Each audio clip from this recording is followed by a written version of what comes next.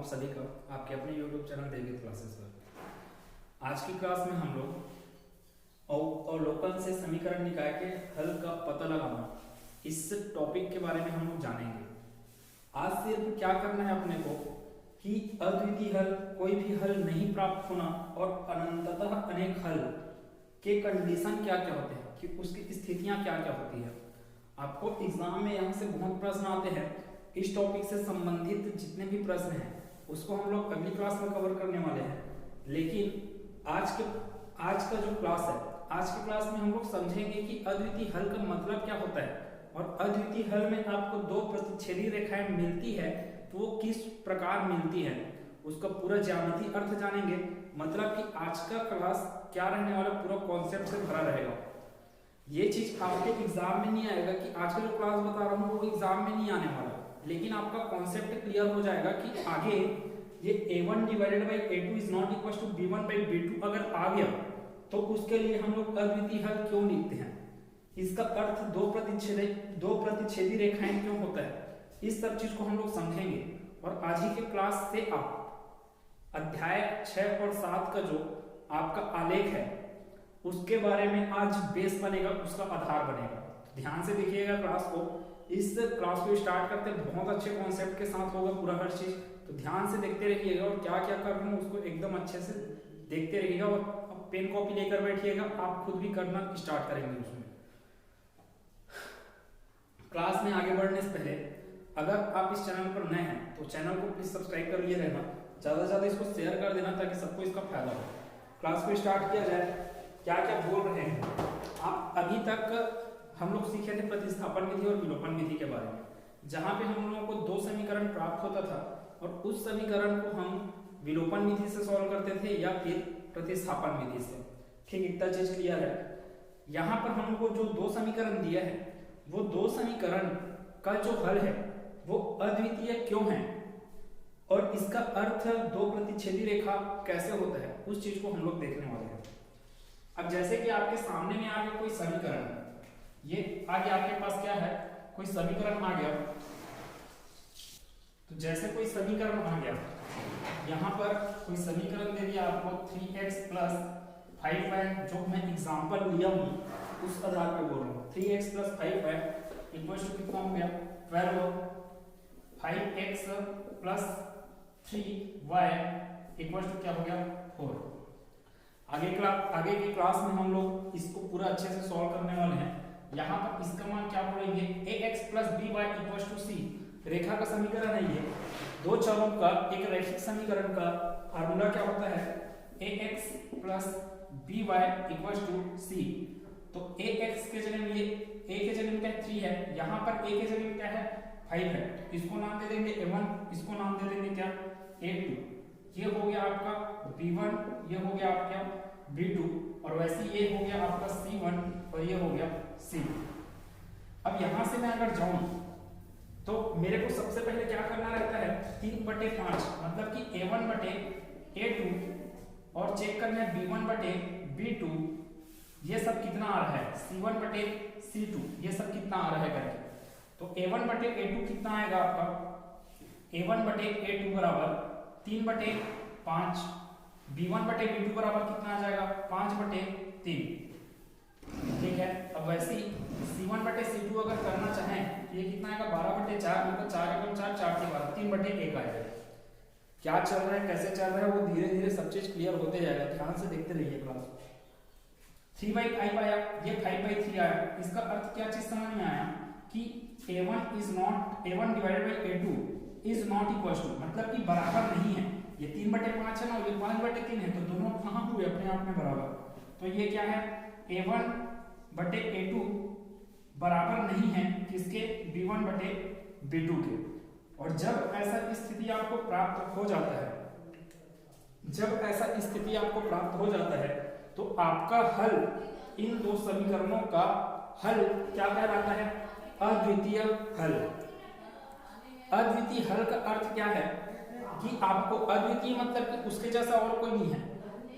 x का मान आपको प्राप्त होगा, y का भी मान आपको प्राप्त होगा। अद्वितीय हल का यही अर्थ है कि आपको इन दोनों समीकरणों में x का मान प्राप्त होने वाला है y का मान प्राप्त होने वाला है। यह हुआ अद्वितीय हल का अर्थ।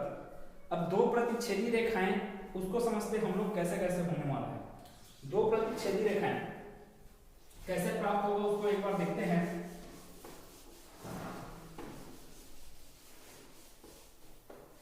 इसके लिए आपको थोड़ा सा ग्राफ के बारे में पता होना चाहिए। ग्राफ क्या बोलता है, मतलब संख्या रेखा निरूपित करेंगे हम लोग तो यहाँ पे आता है 0 0, मतलब 0 0, उसके बाद यहाँ पे आया 1, यहाँ पे आया 2, यहाँ पे आया 3। एक्स अक्ष पे धनात्मक मान है ये, और ये क्या है y अक्ष पे धनात्मक मान, इधर भी +1 2 3। ये x अक्ष पे धनात्मक मान, ये y अक्ष पे धनात्मक मान। इधर जाएंगे तो ये आएगा x अक्ष पे ऋणात्मक मान, -1 -2 -3। वैसे नीचे आएंगे तब क्या आएगा, y अक्ष पे ऋणात्मक मान आएगा -1 -2 -3 के रूप में।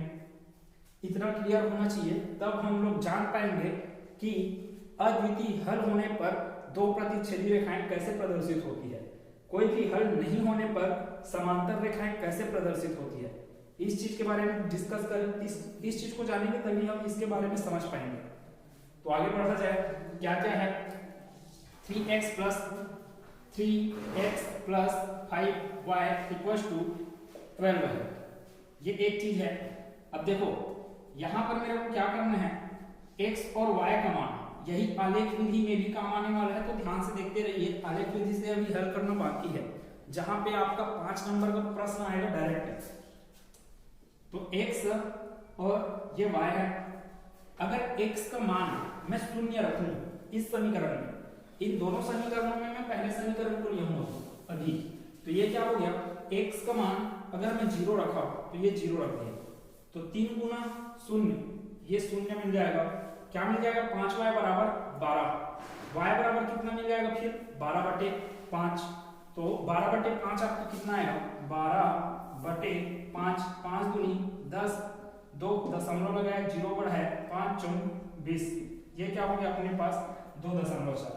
मतलब कि x का मान 0 रखने पर y का मान कितना मिल रहा है, 2.4 मिल रहा है। इतना क्लियर हुआ होगा। अब फिर आगे बढ़ते हैं, एक मान और ले लेते हैं। अगर मैं x का मान 1 रखूं, x का मान क्या रख दिए 1, तो ये कितना बन जाएगा, 3 × 3, ये 3 उस पर जाएगा, कितना बन जाएगा, 12 - 3, 12 - 3 कितना हो गया, 9। मतलब कितना आया वैल्यू, 5y बराबर आ गया 9। तो y बराबर कितना आ जाएगा, 5y बराबर 9, तो y बराबर 9/5, 9/5 बोल रहा हूं, तो 5 एकम 5, 4 आया, दशमलव लगाया, 0 बढ़ाया, 5 × 8 = 40, मतलब 1.8। जब आप 1 रख रहे हो तब कितना मिल रहा है, 1.8 मिल रहा है। इतना चीज समझ में आया है क्या? अगर आपका थोड़ा बहुत कैलकुलेशन स्ट्रांग है, पक्षांतर कैसे किया जाता है वो सब चीज जान रहे हो, तो ये सब समझने में कोई परेशानी नहीं हो रहा होगा। x का मान 0 रखे तब y का मान अपने को क्या मिला, 2.4 मिला, जबकि 1 रखे तब क्या मिला, 1.8। ये सब चीज कौन से समीकरण के लिए प्रदर्शित हो रहा है, इस पहले समीकरण के लिए, 3x + 5y के लिए। अब एक बार देख लेते हैं इसके लिए, ये पहले समीकरण के लिए हुआ है ना, पहले समीकरण के लिए ये सब चीजें हैं।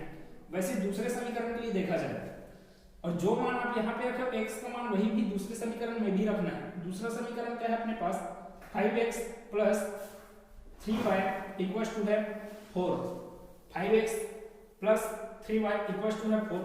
फिर यहाँ पर किया जाए वैसे जो कि अपन x और y, x का मान 0 रखे तो ये कितना हो गया, 5 का गुना 0 से 0 देगा, 3y बराबर कितना मिल जाएगा, 4। तो y बराबर कितना मिल जाएगा, 4/3। y बराबर 4/3 बोला तो 0 रखने पर y का मान 4/3 बोले ना, तो 4 को भाग दो 3 से, 3 × 3, ये कितना मिल गया, दशमलव लगाया, 0 बढ़ाया तो 3 मिला, 1.3। 0 रखने पर कितना मिल रहा है, y का मान 1.3। आराम से चल रहे, हर चीजें एकदम अच्छे से देखते रहिए। फिर क्या है, x का मान जैसे 0 रखे थे, फिर उसके बाद रखे थे 1, फिर रखते हैं x का मान 1। अगर 1 रखूं इस समीकरण में ना, इस समीकरण में 1 रखूं तो 5 एकम 5, ये 5 हुआ। ये 5 उस पर जाएगा तो 4 माइनस 5 बन जाएगा। 4 माइनस 5 कितना देगा आपको? -1। -1 किसके बराबर आ गया? 3y इक्वल्स टू -1 आया तो y बराबर कितना जाएगा? -1/3 और y बराबर 1/3 को सॉल्व करेंगे अपन, कितना आएगा? 0.33 किसमें आएगा? माइनस में। ठीक है, 0.33 किसमें आएगा? माइनस में। तो x का मान 1 रखने पर कितना आ रहा है?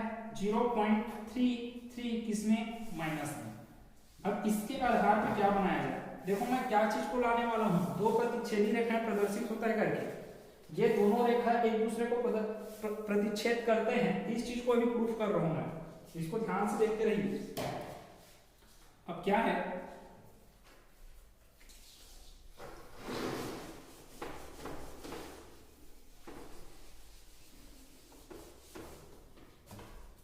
निर्देशांक रेखा में बनाया जाए, क्या क्या बनाते हैं अपन, कहां तक गए हैं देख रहे।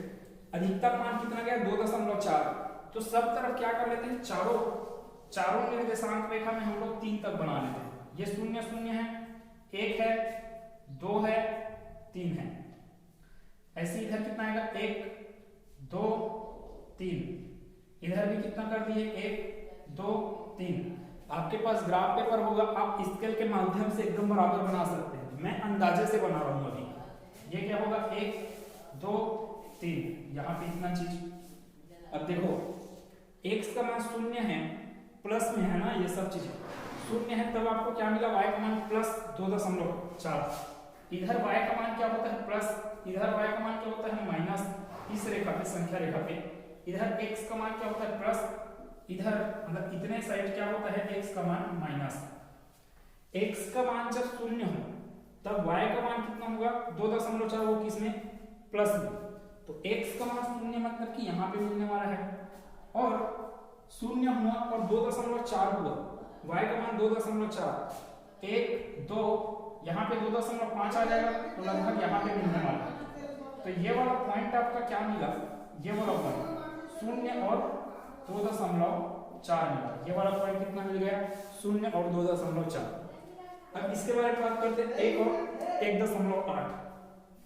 1 मतलब कि यहाँ पर 1.8, तो 1.8 कहीं यहाँ पे आएगा, ठीक। 1.8, y का मान 1.8 यहाँ पे आया, ये 1 का मान है, ये क्या हो गया? 1 के मान को ऊपर बढ़ाएंगे तो फिर दोनों कहाँ पे प्रतिच्छेद किए? यहाँ पर। तो ये एक बिंदु हो गया, और एक तो कौन सा बिंदु? ये वाला बिंदु, ठीक है। ये किसका मान है बोल रहे हैं? 1 और 1.8, 1 और 1.8। अब इसको दोनों बिंदुओं को मैं मिलाऊंगा तो फिर कैसे मिलेगा? ये ऐसे करके इधर भागेगा, और वैसे ही इसको क्या कर सकते हैं? पीछे भी भगा सकते हैं, ऐसे करके, ठीक है। एक चीज, अब ये कौन सा रेखा है? ये कौन सा रेखा है आपका? 3x + 5y = 12 वाली रेखा है, ठीक। अब वैसे इसके बारे में करते हैं। 0 रखेंगे तो कितना मिला है? 1.3। y का मान कितना मिला? 1.3। अब इसको अलग कलर से दर्शा देता हूं मैं। यहाँ पे 0 रखे तो y का मान कितना मिला? 1.3। 1.3 का अर्थ क्या है? ये 1.5 जाएगा, यहाँ पे 1.3 आएगा, तो ये हो गया आपका कौन सा बिंदु? ये बिंदु आपको दर्शाएगा 0 और 1.3 को। x का मान 0 और 1.3 को दर्शाया, 0, 1.3 कौन दर्शाया? ये वाला बिंदु दर्शाया। अब आगे, जब 1 होगा, किसका मान? x का, x अक्ष में +1 कहां पे आएगा? यहां पर, ठीक है। -0.33 है, ध्यान से देखिएगा, -0.33। y का मान माइनस में इधर मिलता है, अब 0.33 मतलब 1 से भी कम है। ये कितना हो गया? 0.5, 0.5 से थोड़ा और पीछे, तो ये हो गया क्या आपका? 0.33, जो कि 1 को कहां पे मिलेगा? 1 को बढ़ा दिया ऐसे, 1 को कहां पे मिला? यहां पर मिला, ठीक। इतना चीज क्लियर होगा। अब अगर मैं जाऊं इसको बनाने, इन दोनों लाइन को अगर मैं खींचूं तो आप खींचोगे इसको ऐसे, दोनों को मिलाते हुए खींचोगे ऐसे, ठीक। तो दोनों मिला ऐसे करके। अब इसको और आगे पीछे में खिसका देता हूं, ये कितना मिल जाएगा? ये आगे इधर। तो आप देख रहे होगे ये पहला समीकरण का रेखा था 3x प्लस 5y का, ये दूसरा वाला जो रेखा है वो किसका रेखा है 5x plus 3y equal to 4 का। दोनों कहाँ पे प्रतिच्छेद कर रहे हैं, यहाँ पर प्रतिच्छेद कर रहे हैं। जहां पे प्रतिच्छेद करेंगे वहीं पे इनका क्या मिलने वाला है, हल। तो यहाँ पे ये क्या मिलने वाला है, इसका हल, ये ऐसे नीचे गया और ये ऊपर गया, 1 2 3 ऐसे करके ये ऊपर गया। मैं एकदम करेक्ट नहीं बनाया हूँ, मेरे पास एकदम स्केल और ग्राफ पेपर नहीं है, मैं अंदाजे से बता रहा हूँ कि यहाँ पे कितना मान आएगा और यहाँ इधर जो मान आएगा इसका ये क्या होगा माइनस का x, मतलब कि x का मान किस में मिलने वाला है आपको, माइनस में मिलने वाला है, y का मान किस में मिलने वाला है, प्लस में मिलने वाला है। कैसे, इन दोनों समीकरणों को हल करके, दोनों समीकरण को हल करेंगे तो अपने को क्या मिलेगा, प्रतिच्छेदी लाइन मिलेगा, प्रतिच्छेद बिंदु मिलेगा दो रेखाओं का, इसलिए इनका क्या है, हल तो मिलना तय है, प्रतिच्छेद हुआ मतलब हल मिलेगा। किसका हल मिलेगा, x और y का हल मिलेगा, इसलिए इसको बोला जाता है अद्वितीय हल। अगर आपके पास a1 divided by a2 is not equal to b1 divided by b2 आ रहा है, मतलब a1 बटे a2 b1 बटे b2 के बराबर नहीं आया, इसका अर्थ यही हुआ कि आपको कौन सा हल मिलने वाला है, अद्वितीय हल मिलने वाला है। अद्वितीय हल मिलने वाला इसका अर्थ यह है कि दो प्रतिच्छेदी रेखाएं प्रदर्शित होंगी, जैसे कि मैं यहाँ पे प्रदर्शित कर पाया। ठीक है, एक बार जान लेते हैं कि इसका हल क्या होगा। और वही है विलोपन विधि से ये हल करो चाहे किसी से भी हल करो। कौन सा था समीकरण आपके पास, 3x प्लस 5y और था 5x प्लस 3y। इसमें इस समीकरण में मैं गुना कर देता हूँ पूरे 5 का, 5x और 3x को मैं बराबर कर रहा हूँ। 3x में गुना कर दिया किसका, 5 का, तो 5 का गुना करूंगा कितना पा जाऊंगा, 5 दिया 15x, 5 पंचे 25y और ये होगा 12 पंचे 60। वैसे इसमें मेरे को करना था इस 3 का, तो 3 पंचे 15x, 3 तिया 9y और 3 चौक 12। आजकल जो भी मैं पढ़ा रहा हूँ वो सब एग्जाम में नहीं आने वाला, लेकिन ये सब आपके कॉन्सेप्ट को बनाएगा। आप जो रटते हो कि अद्वितीय हल क्यों किस चीज के लिए है, a1 बटे a2 बराबर नहीं है b1 बटे b2 के लिए का, तो उसका अर्थ मैं आज समझा रहा हूँ। तो यहाँ से 60 में 12 गया कितना आएगा 48, 25 में 9 गया कितना आएगा 16 आएगा। यहाँ से कितना आ जाएगा y बराबर 48 बटे 16, तो y का मान कितना आ गया 3, जो कि आपको दिख रहा होगा वहां पे 1 2 3। मैं तो लगभग बनाया हूँ, आपको ये जो पॉइंट है ये पॉइंट क्या मिलने वाला है आपको 3, इसमें y, ये हो गया y का मान 3, x का मान कितना मिलेगा, इस y के मान को अगर मैं x के मान में किसी भी समीकरण में रखूं, चाहे इसमें रखूं चाहे इसमें रखूं, x का मान मिलेगा 3x, इसमें रखता हूं कितना बन जाएगा 3x प्लस 5y, y का मान कितना है 3, तो 5y मतलब 5 दिया 15 बराबर कितना मिल गया 12, तो 3x बराबर कितना मिल जाएगा 12 माइनस 15, 3x बराबर कितना मिल जाएगा माइनस 3, x बराबर कितना मिल जाएगा यहाँ से माइनस का 1, तो x का मान कितना मिलने वाला है माइनस 1 और y का मान कितना मिलने वाला है प्लस का 3। कहाँ पे मिलने वाला है, इस प्रतिच्छेद बिंदु में। ये प्रतिच्छेद बिंदु आपको कैसे प्राप्त हुआ, इन दोनों रेखाओं का क्या है वो प्रतिच्छेद, जहां पे उन लोग क्या किए एक दूसरे से मिले, एक दूसरे को काटे, वहां पे क्या हुआ आपको प्रतिच्छेद बिंदु मिला। तो ये सब चीजें, ये सब अर्थ है आप जो पढ़ते हो a1 divided by a2 is not equal to b1 divided by b2। अद्वितीय हल होता है दो प्रतिच्छेदी रेखाएं प्रदर्शित करता है, उसका अर्थ ये सब चीजें। उम्मीद है ये सब चीज पूरा अच्छे से क्लियर हुआ होगा। आगे हम इस दूसरे के भी बारे में देखते हैं और तीसरे के बारे में भी देखेंगे कैसे कैसे हल होना है। दूसरा देखते हैं, जैसे कि आपको दो समीकरण दिया गया 5x plus 3y equal to 12 और दिया गया 15x plus 9y equal to 15। आपको चेक करना है कि ये किस प्रकार का हल है। तो फिर आप चेक किए a1 डिवाइड बाई a2, तो a1 divide by a2, b1 divided by b2 और c1 डिवाइड बाई c2।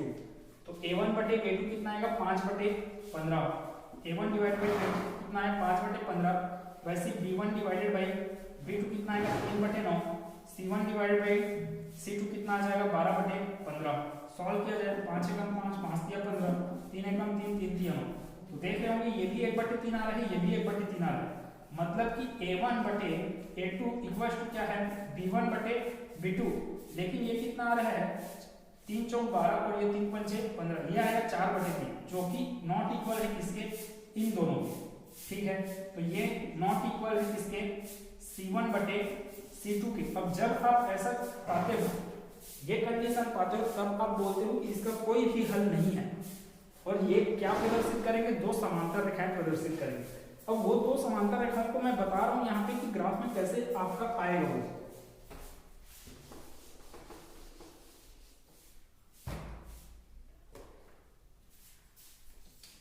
फिर उस समीकरण को लिया जाए, क्या बोले, 5x + 3y = 12।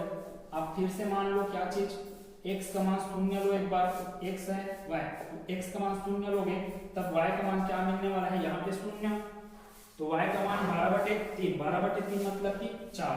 अगर x लेंगे, x का मान 1 लेंगे तब क्या मिलने वाला है। अब थोड़ा फास्ट कर रहा हूं मैं, है ना, क्योंकि आप पहले प्रश्न में समझ चुके क्या चीज हुआ। अगर मैं x का मान 1 लिया तब y का मान क्या मिलेगा, यहाँ से 5 × 5, इधर 1 लिए तो ये 5 12 के उस पर जाएगा तो 12 - 5, 12 - 5 क्या दिया आपको, 7। तो इधर क्या हो गया, 3y बराबर 7 मिला, तो y बराबर कितना मिल जाएगा, 7/3। 7/3 को सॉल्व करोगे तो कितना मिलेगा, 3 दूनी 6, 1 बचेगा, दशमलव लगाएंगे, वो 1 के बाद क्या हो जाएगा, 10 हो जाएगा, 10 शून्य और बढ़ जाएगा, तो 3 × 3 = 9, कितना मिला, 2.3 मिला। अब ये चीज हुआ किसके लिए, पहले समीकरण के लिए। सेम ऐसी चीजें क्या करेंगे दूसरे समीकरण के लिए करके देखते हैं। कितना है दूसरा समीकरण, 5x + 15x + 9y, 15x + 9y = कितना है, 15। अब यहाँ पे करके देखा जाए, सेम कंडीशन लगाया जाए, क्या है, x का मान और y का मान। x का मान अगर 0 रखे तब हम 0 रखे तो y का मान कितना मिलेगा, 9y बराबर हो जाएगा 15, 9y बराबर 15, तो y बराबर 15/9, यहाँ से 3 × 9, 3 × 5 = 15, मतलब 5/3। 5/3 को सॉल्व करेंगे तो कितना मिलेगा, 3 × 3, 3 × 6 = 18, दशमलव लगाएंगे, 0 बढ़ाएंगे, आप सॉल्व कर सकते हो उसको। 5/3 को सॉल्व करोगे कितना मिलेगा, 1.6, 1.6 के आगे मिलते जाएगा, मैं दशमलव बाद 1 अंक ले रहा हूँ। अब क्या है, x का मान 0 रखे थे पहले, वैसे यहाँ पे 1 रखे थे, अब 1 रख के देखते हैं। 15 × 15, ठीक है, 15 × 15, ये 15 उस पर जाएगा तो 15 - 15 0 हो गया। 9y बराबर कितना मिल गया, 0। 9y बराबर कितना मिल गया, 0, तो y बराबर कितना मिल जाएगा, 0। अब अपने पास दो बिंदुएं हैं, 0, 1.6, 1, 0, वो दो बिंदुओं के सहारे से मैं इस रेखा को निरूपित कर सकता हूँ, किसमें, आपके संख्या रेखा। ये क्या हो गया आपका, एक संख्या रेखा बनाया मैं, जिसमें कहां तक चला जाए, 4 दिया है तो 4 तक बना दिया है। इधर 4, 1 2 3 4, 1 2 3 4, 1 2 3 है, 4 है, इधर भी बना देते हैं, 1 2 3 4। अब देखो इसको मैं निरूपित कर रहा हूं, x का मान जब 0 लिए तब क्या था, y का मान 4, x का मान 0 तब y का मान कितना है, 4, मतलब कि कौन सा बिंदु मिलने वाला है, ये बिंदु मिलने वाला है, जो कि क्या दर्शाएगा, 0 और 4 को दर्शाएगा ये बिंदु। वैसे ही 1 लूंगा जब x का मान, तब y का मान क्या मिलेगा, 2.3, x का मान 1, y का मान कितना बोले, 2.3, 2.3 मतलब यहीं कहीं पर, तो ये 2.3 गया, और ये क्या है, y का मान, x का मान 1 था, ये ऊपर गया अगर, तो फिर ये कितना मिल गया आपको, ये पॉइंट मिला अपने को 1 और 2.3। इतना चीज क्लियर है। अब फिर वही बात, रेखा को खींचने के लिए कम से कम 2 बिंदुओं की आवश्यकता होती है, ये रेखा का गुण है। रेखा बनाने के लिए आपको 2 बिंदुओं की आवश्यकता है। अब मेरे को 2 बिंदु मिल गया, फिर वही काम कर देते हैं कि इसको मिला देते हैं, मिलाएंगे तो कुछ क्या बनेगा, ऐसे बनेगा, ठीक है। आगे बढ़ाएंगे और बढ़ा देते हैं, इसको पीछे और खिसका दिया जाए। अब देख रहे होंगे जैसे कि ये किसके लिए था, x इसको बना रहे थे, इसके लिए बन गया 5x प्लस 3y। ये कौन सा रेखा है? 5x plus 3y equals to 12, ये वाला रेखा है। वैसे ही आप इसको सॉल्व करोगे, इतना शून्य के संगत क्या है? y का मान 1.6। शून्य जब है तब 1.6, तो ये 1 है, 1.6 कहाँ मिलेगा? यहाँ। ठीक, इसको फिर अलग कलर से दर्शाया जाए। ये क्या है? 1.6। y का मान कितना है? 1.6। x का मान कितना है? यहाँ पर 0 है और y का मान 1.6। ये बिंदु क्या दर्शाया? 0 और 1.6 को दर्शाया। वैसे x का मान 1 रहेगा तब y का मान क्या रहेगा? 0। x का मान 1 है तो y का मान कितना है? 0। y का मान 0, तो इस बिंदु पर ही तो मिलेगा वो। x का मान कितना दिख रहा है? 1। इस बिंदु पर y का मान, y तो अभी 0 की स्थिति में, तो y का मान कितना हो गया? 0। तो ये क्या मिल जाएगा आपको? 1 और 0। अब फिर से जोड़ देते हैं इसको जोड़ेंगे, फिर से देखेंगे। अब ये ऐसा है, आगे ये बढ़ते जाएगा और फिर ये आगे। तो आप देख रहे होंगे यहाँ पर ये कौन सा रेखा है? ये रेड वाला गया है आपका 15x plus 9y equals to 15 वाला रेखा है। एकदम स्पष्ट रूप से आपको दिख रहा है कि दोनों रेखा क्या है? एक दूसरे के समांतर जा रहे हैं। और जब समांतर है, जैसे कि आपके पास दो कारें हैं, एक कार के सीध में दूसरा कार चल रहा है, सेम टू सेम, है ना? तो उन लोग सीधे सीधे अगर जा रहे हैं तो उन लोग कभी टकराएंगे नहीं। वही चीज है, एक कार दूसरे के समांतर जा रहे हैं तो उन लोग कभी टकराएंगे नहीं अर्थात कभी भी प्रतिच्छेद नहीं करेंगे। तो आपको यहाँ पर प्रतिच्छेद किया ही नहीं तो फिर आपको हल कैसे प्राप्त होगा? इसलिए जब समांतर रेखाएं प्रदर्शित होती है तो आपको इन समीकरणों का हल नहीं मिल सकता है। चाहे आप इसको हल करते करते थक जाओगे, मर जाओगे, फिर भी आपको इसका हल नहीं मिलने वाला फिर। ठीक है, तो ये सब अर्थ है। आपके लिए एक होमवर्क है समपाती रेखाएं वाला। आप इस चीज को करना, समपाती रेखाओं के लिए जब ऐसे करोगे तो आपको क्या मिलने वाला है? एक के ऊपर एक लाइन मिलेगा। जैसे कि ये ब्लैक वाला लाइन बनाया है वो पहले समीकरण के लिए था, ये रेड वाला लाइन क्या है? दूसरे समीकरण के लिए। आप इसको जैसे मैं समझाया अभी उसी हिसाब से बनाओगे। पहले आप रख लेना x का मान रख लेना 0 और x का मान रख लेना, फिर बाद में एक 0 रखोगे तब y का मान क्या है उसको देखना। x का मान 1 रखोगे तब y का मान क्या आ रहा है उसको देखना। पहले समीकरण के कौन से समीकरण के लिए? 15x - 3y इक्वल्स टू 14 के लिए। वैसे ही किसके लिए? और दूसरे समीकरण 60x - 12y इक्वल्स टू 56 के लिए x इक्वल्स टू एक बार रख लेना 0 और x इक्वल्स टू एक बार क्या रख लेना? 1।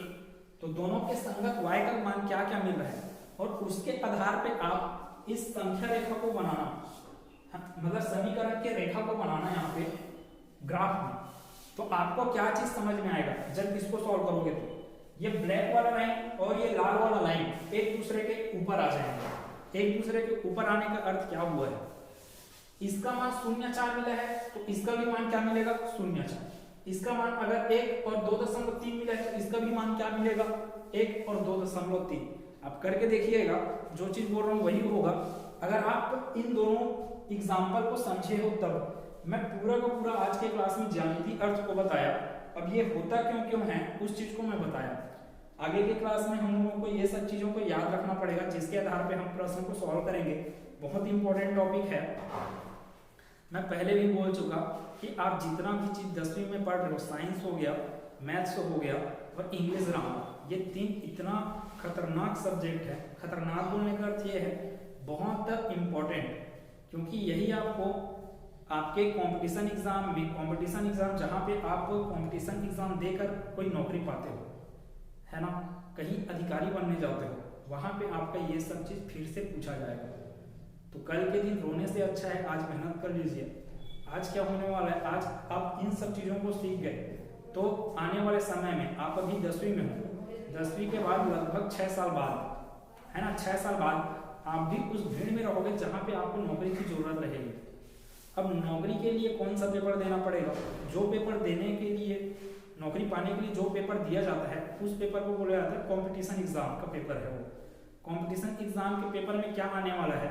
तो 10वीं का गणित, 10वीं का साइंस, ये सब्जेक्ट उसमें रहते हैं। 10वीं का इंग्लिश ग्रामर, उसमें स्पष्ट शब्दों में लिखा रहता है उसके कंपटीशन एग्जाम के पाठ्यक्रम में कि सभी चीजें 10वीं तक पूछी जाएंगी करके। हालांकि उससे ज्यादा रहता है लेकिन बेसिक रहता है 10वीं का ही। तो अच्छे से पढ़ते रहिए, मस्त रहिए, खुश रहिए, पूरा बिंदास होकर पढ़ते रहिए। अगले वीडियो में मिलते हैं, इसके पूरे के पूरे सॉल्यूशन के साथ, प्रश्नों के साथ मिलेंगे, जिसका सॉल्यूशन करके देखेंगे। तब आपको ये सब चीजें याद रहनी चाहिए कि a1 divide by a2 is not equal to b1 divide by b2 अगर हो गया तो उसका मान क्या मिलता है आपको, अद्वितीय हल, और उसका अर्थ क्या होता है, दो प्रतिच्छेदी रेखाएं। ये होता है, इतना आपको याद रखना है। मिलते हैं नेक्स्ट क्लास में, धन्यवाद।